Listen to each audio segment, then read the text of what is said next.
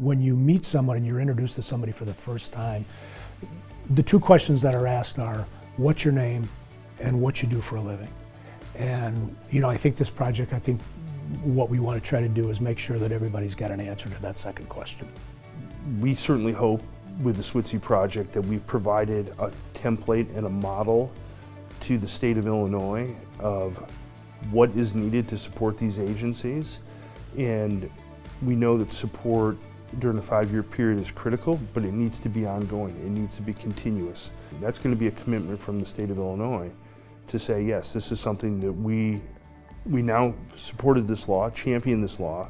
We now have to allocate resources to the agencies that are going to be charged with delivering services to individuals to get them our community integrated employment. I think that the future of Illinois, because of the SWTCIE project, is one where people with disabilities are valued and have the labor rights protections and value that people with disabilities have. At the beginning of the project, we were a state that had the second most 14C certificate holding agencies in the country.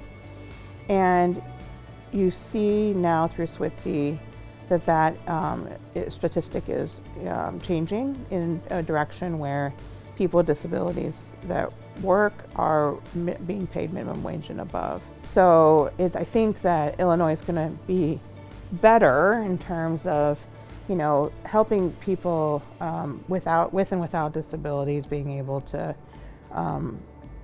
show and experience and make sure that labor, work, contribution, your talent expression is something that is highly valued, and that we will do it more and more and more until everybody with a disability in Illinois gets paid minimum wage and above for their work.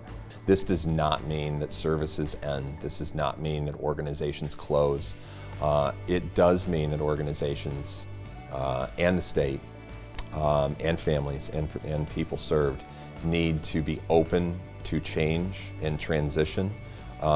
What has been written into law now becomes the reality for us, and so just a recognition that there are folks who have gone through this. There are folks with lived experience who can lend their hand, and there's a lot of really great professionals who will support this work. There's still a great deal of folks involved in this that need continued support and will need support beyond December 31st of 2029.